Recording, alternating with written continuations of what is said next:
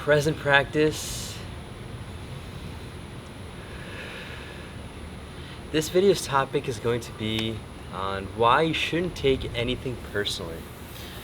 Now I'm going to read this kind of quote that I wrote down, which I've been writing every single day, almost. Don't take anything personally, for the person that you are identifying with is not real, just an abstraction of the mind/body. That's it. I'm gonna dive deeper into this, but before I start, I would love to hear why or why not you take things personally. If there's ever a case or an instance where it's justified, in the comments down below. And also, I do want to make sure this is focusing on me. There we go. Okay, cool. So I want to make sure. Anyways, so why should you not take things personally? I'm going to first start with the breaking down of the word, then move on to what it means to me, and then talk about the spiritual dimension behind it, and then finally the practical use cases of that. Because at the end, I feel like a lot of us today, which is, being a part of the mind-driven society, mind being very logical in nature, and intellect-driven, anything that doesn't fit with that lens is dismissed. And as I've learned, it's a very, very powerful yet simple yet powerful thing, which is from Shausa to Sadhguru. And it's the idea that I don't know is one of the most important superpowers that we as mankind have. Whether you dismiss or you believe, without knowing, you are doing an injustice to the truth. You're literally blindsiding yourself. You're making a false assumption without knowing. It's as simple as that. So that is why, to keep it simple, why I am going to also talk about the practical aspect behind this. But that's why I've segmented this into all three, and which is why I will cover all three dimensions. First being the word aspect of it, how it connects to me, then the spiritual dimension, and then the practical. So if you want to skip over those parts, that's fine, but I would encourage you all to watch this whole thing. Now, let's talk about the word personality. It's coming from, and actually before I continue with this part of it, I do want to preface by saying that I am no expert in linguistics or even spirituality or English per se, so I'm just talking from the level of awareness that I have. I'm a fellow seeker, just as you might be as well. So, with that preface being set aside, or really just understood, personally, the first word that comes to the mind to me, or comes to me, is person. Now, what is a person?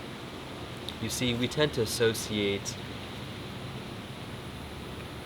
objects and things that are of human nature, or that are just humans, as a person. Yeah, I think objectively that's what it is. You see something that you don't know, and you abstract it into a person. That's a human being. The reason I'm saying that is because, let's actually start with this too. Let's break down what is not a person, right? And then it'll help us get closer to what is the person. So, a dog won't be considered a person, a toy would not be considered a person, the tree behind me would not be considered a person. I would say it's definitely used to describe a human being. But now, if you were to further explore the use of the word person or personally, you'll start to notice the preconditioned egoic, unconscious use case of the word, and how it's just used mindlessly or unconsciously, more importantly. Wow, as I'm talking, I'm seeing this beautiful bird at the distance. Anyways, so that's not a person, right? That bird. But personally is when you essentially are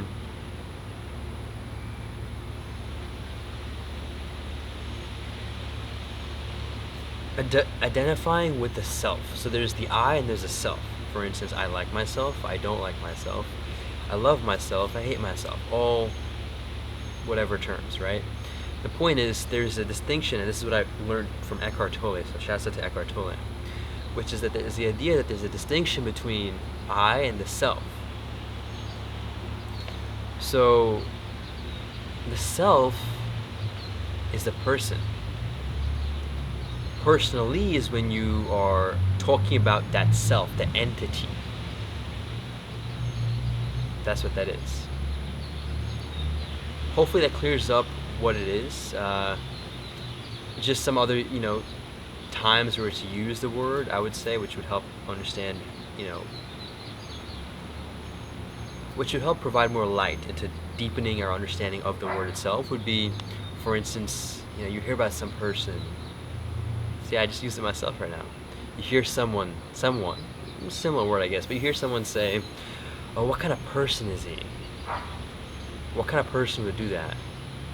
Wow, what a person. I've never heard that. So interesting, as I'm exploring the word, that's almost used in a relatively negative connotation light.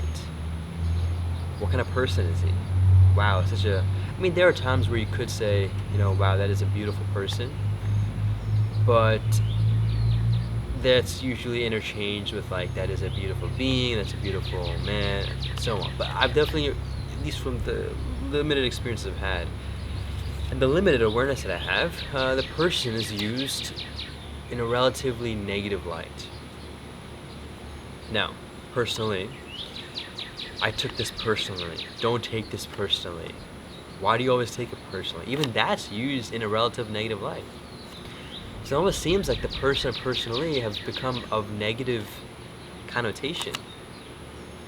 So, now let's step into the spiritual dimension and explore the why. Why is this negative? It seems like it is.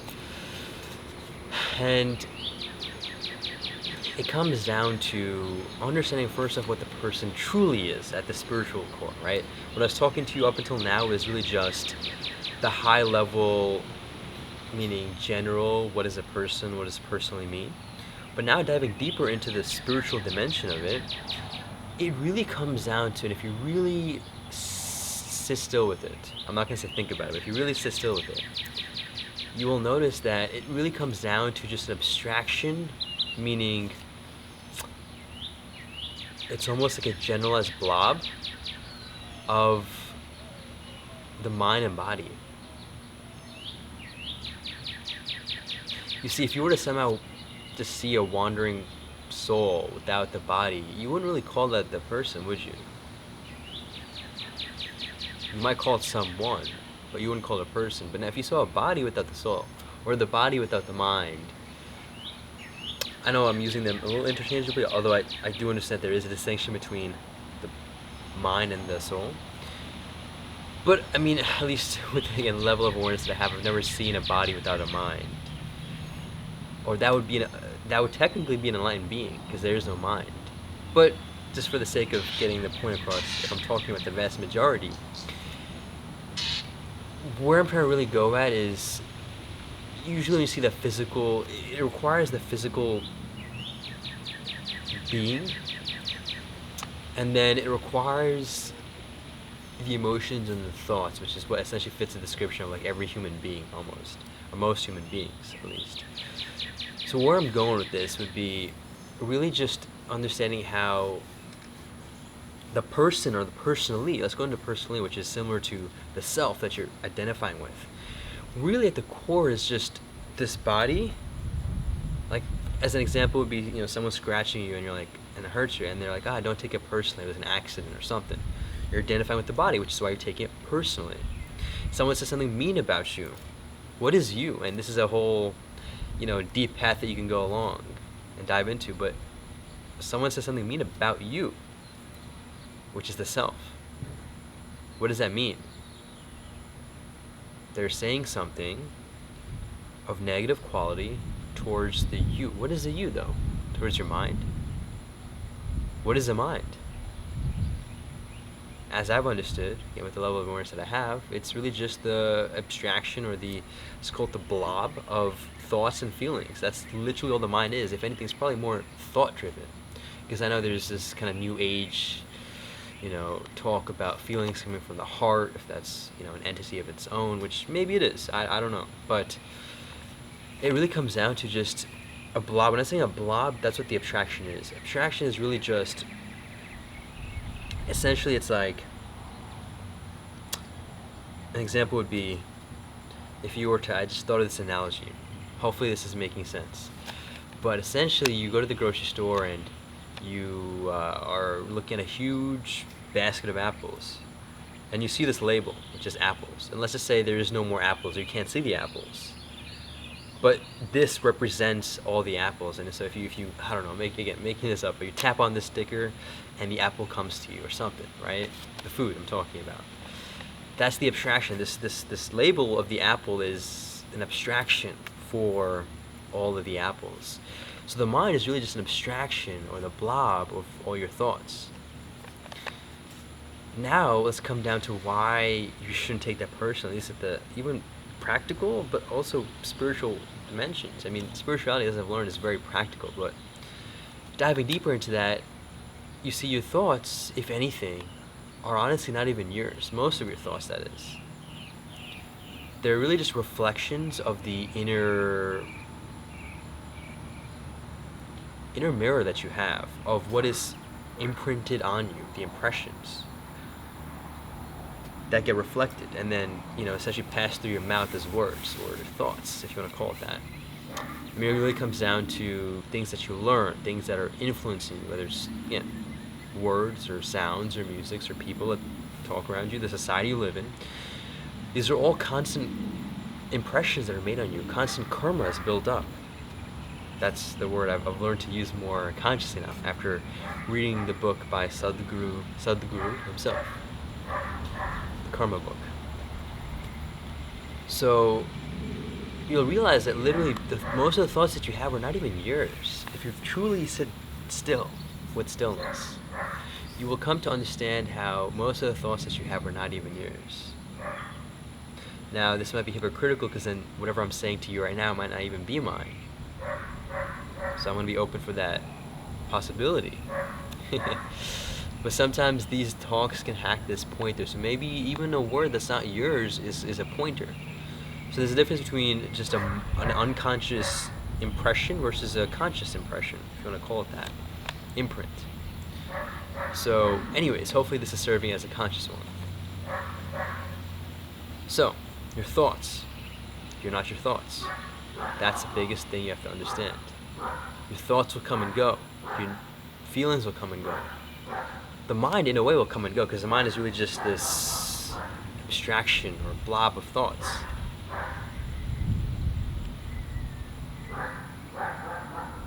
So when you start identifying with something that you're not, that's when you start taking it personally, because you're identifying yourself with the self. The self is not even real. The self is an illusory concept that's created by the mind itself.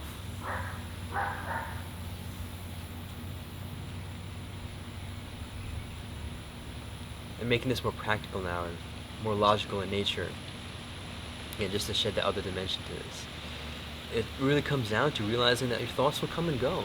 How can you be something that comes and goes? Can you be something that comes and goes? And if you are, then wow. So if you are something truly that comes and goes, there is a space, you'll notice, between the coming and the going. Where do you go in that coming and going? Or is it a simultaneous process? I'm asking questions I don't know the answers to. But it almost seems like there's a space between the coming and going. And that is who you are. The spaciousness, as Eckhart Tolle calls it. Consciousness. The stillness. That is who you are. You are not the thoughts. You are not the mind. You are not this body.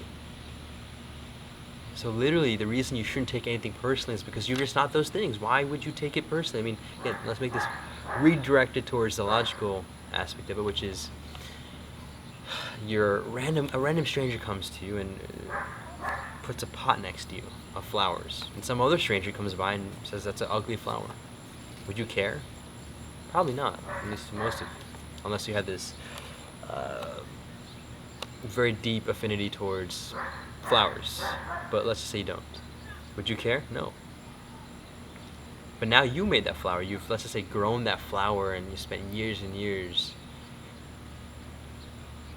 giving it all the care and nurturing. And now someone says the same thing. Would you take it personally? Who is the one that's taking it personally? It's the self. Who is the self? A combination of thoughts and feelings, but really just thoughts. It's a blob of thoughts which come and go, which you realize that you're not, because they come and go. How could you be something that comes and goes? Therefore, you're not the mind. Therefore, you are not the person even. Now, here's the thing. I do want to emphasize this, and this goes back to the logical aspect of it, right? I'm not saying to pretend that this quote-unquote person does not exist. That's not where I'm going. I am going to say that, using the word person or personally and the self, it's fine to use. But it's the unconscious attachment, the unconscious use of the word that lead to more unconscious activity. And so when you're able to make that distinction between you realizing that you're not the self, you're not the thoughts, you're not the mind, then naturally that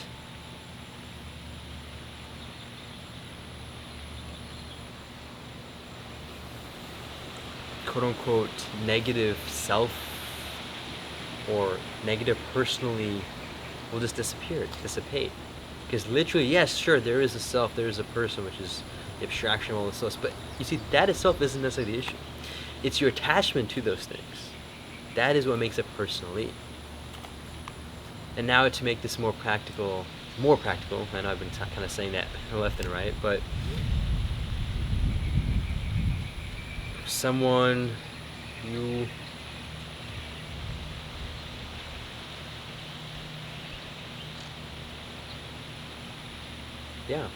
let's just say you were to have spent hours painting this beautiful painting that you think is beautiful. Someone comes by and says that that's ugly. Okay. He said that it was ugly. What does that mean? It means that he didn't like it. Who is not liking it? That is the mind of his. Not liking what you created. Now, is it the mind that created it, or is it you that created it? If you were conscious, it would be you. If it was unconscious, it would be the mind. But now the mind of someone else is not liking something that you have created. You represent life. You represent the universe. So whatever is created through you, at least if it's conscious, is a creation of life. So if someone were to come by, let's move past the painting real quick, and makes fun of the cloud that's above them, okay, and they don't like it, okay, so what? It's a part of, like you make fun of life, so what? I mean, it goes back to what I've realized with regards to how beautiful and appreciative we should be of the sun, because the sun, whether you like it or not, you can make all the jokes you want towards the sun. It will unconditionally rise for you every single day, provide you sunlight, provide you warmth, provide you literally life. So, does it care? Does it matter? The reason it doesn't matter is because your thoughts are really not existential. It's just egoically created. Falsely created. I mean, it's all illusory, is the point. So the whole practical aspect of this is to realize that none of these things are really real. Mainly the attachment is not real. But it's there. It's there but not there. I mean, it's not really there, but you think it's there, so it's kind of there. It's like, maybe this isn't the best example, but just gonna use this. It's like, literally like, there's checking to see if there's any visitors around me, because I do live with a lot of snakes. But anyways, you had this amputated arm for whatever reason, and then, there's this whole thing I've heard, and science talks about it too, where there'll be some sort of like nerve impulses that almost make you feel like the arm is still there. I've heard instances of this, or they're trying to create something to do that. But regardless of whether it's there or they're trying to create it, it's like the exact same idea. Like you think it's there, but it's really not there. but like it's kind of like there, kind of there. So to wrap this up and make this more brief and concise as much as I probably can, is to really first start by saying that you shouldn't take things personally, because really the person that you're identifying yourself with, the self, is not real, because the self is really just a representation of the mind. And the mind is just an abstraction of the thoughts that you have, and the thoughts that you have are not you, because they come and go, and then if they come and go, how can you come and go? You're always here. So you're not those things. You're the space in between those things. You're stillness. So you have literally nothing to take personally, because you are nothing. You are no thing. You are that space between the coming and going of the thoughts. So, how can you identify with nothing? You really can't. But you can understand that you are nothing, which is technically everything.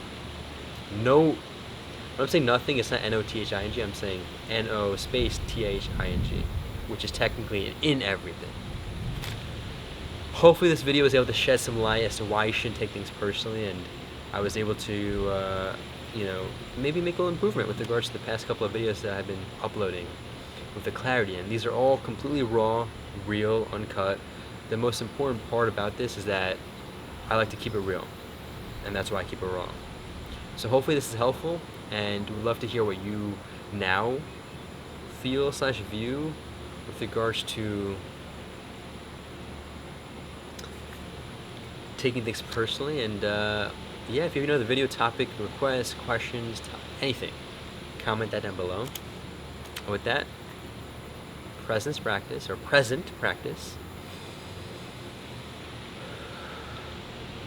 Take this joyfully.